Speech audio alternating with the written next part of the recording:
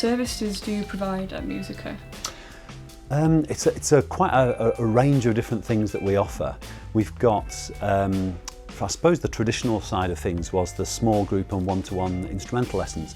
So there's about 30 different instruments that we teach, and we have 65 teachers who travel around to the schools. There are just under 200 schools in Kirklees, so they travel around to pretty much every school in Kirklees and deliver tuition on different instruments. So that's the sort of, I suppose, traditionally what's happened.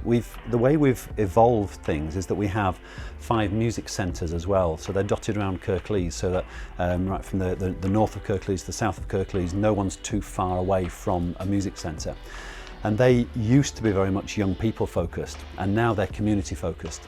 So whether you're an adult or a child, it doesn't matter, you can attend those. And you can, if you're a beginner and you've just learnt a few notes on an instrument, or you're a singer, you want to join a choir, then you can go along and be part of that. Right up to those people who have, got to grade 7 and 8 on their instrument, they're really proficient, and they want to, continue to make music, perhaps make it their career into adulthood. So yeah, we provide for the groups as well as the small group and individual tuition.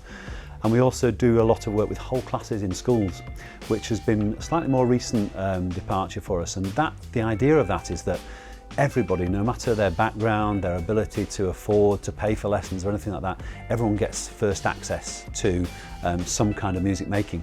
So we have some fun things. We have things like whole classes of clarinets, or whole classes of violins, or whole classes of ukuleles. That's the big one at the moment.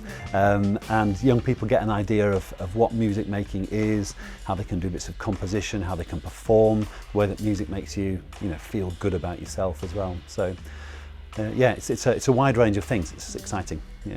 Why is Musica important, and why is learning to play an instrument important in it as a whole? Oh, how long have you got? This is music has been. I suppose it's been my life.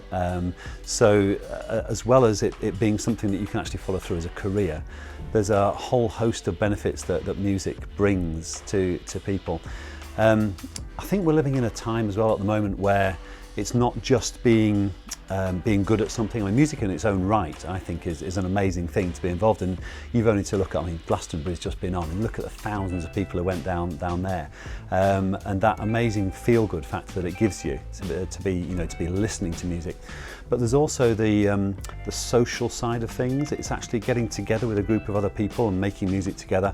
We're all about trying to break down barriers and boundaries and trying to make sure that different communities come together as well, because there's nothing more effective, I think, of bringing different communities together than giving a shared focus and a shared way of working.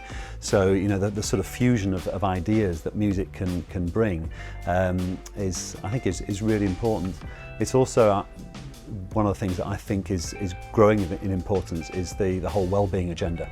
And it's now been proven that music is great at sort of helping off sorts of things. It's like the Vicky McClure programme about the dementia choir, that kind of thing. Music just unlocks people's minds, and it's an incredible thing that we haven't tapped into it fully, I don't think.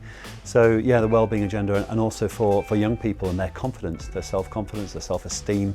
If you imagine standing up on stage and singing in front of a whole room full of people, it's quite a scary thing to do. But quite often employers are looking for people who've got those sorts of skills, somebody who can then stand up and present something to a room full of people. If you've actually stood there and bared your soul on stage by singing or playing, then you're probably in a better position to be able to be confident enough to deliver that kind of thing to a different audience, maybe. Is there an age limit to anyone who can join Musica? Nope, not at all. We're doing some work with babies, and yeah, there's all sorts of things you can do, and there's lots of studies that have been done to sort of prove that young babies who are involved in music and learn about pulse and sort of rhythm and that kind of thing, and how to react to it, become more balanced older people. They learn skills more quickly, they become very receptive to it, they develop language more quickly. So right from that early age, I think we've got some groups that cater for really little ones. And Recently we've opened our music centres to everybody, so anyone can come and join those. We have adult students as well, so adults who come and learn to play an instrument or learn to sing, and it's one of those things that I think the more you think about it, the more it makes sense for it to be open to anybody to get involved with. So no, whether you're 9 months or 90 years old, it's absolutely fine. Get involved.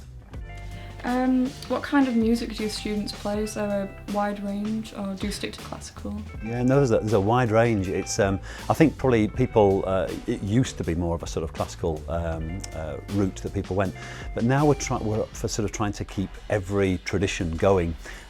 So we have, yeah, as I think I mentioned earlier, we have a rock school going, we have a youth orchestra, we have a brass band, we have jazz orchestras, we have wind bands, we have guitar ensembles, we have choirs, we have djembe groups, you know, ukulele ensembles.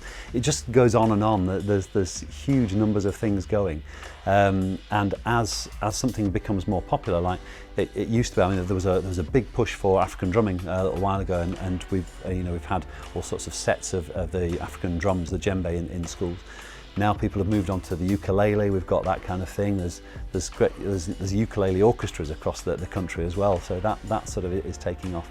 But basically, wherever there's good music to be made, you know, we're there to do it. And I think to bring together, and we've had some great fusion activities where we've had things like the youth orchestra, which I suppose you'd think classically would be playing, you know, Mozart, Beethoven, Shostakovich, all those kind of things. Link them with a rock band. And you have those sort of, I suppose the equivalent of the sort of Ibiza proms type idea. So you get lots of sort of hip-hop stuff linked with orchestral music, and that sort of thing I think is really exciting, especially for young people to be involved in.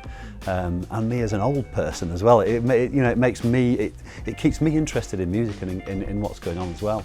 So I think it's, yeah, anything that is good music, we'll get involved in it. Yeah. Do you have a message for anyone who wants to learn to play an instrument or to learn how to sing? The message would be, don't waste time and just get on and do it, because lots of the times we take our staff out to visit schools, and we sometimes work as a pop group or in a guitar ensemble or as an orchestra, and the amount of teachers that come to us and say, I'm an if only person. You know, if only I'd learnt to play this instrument, and I look back on it now and I regret the fact that I didn't do it.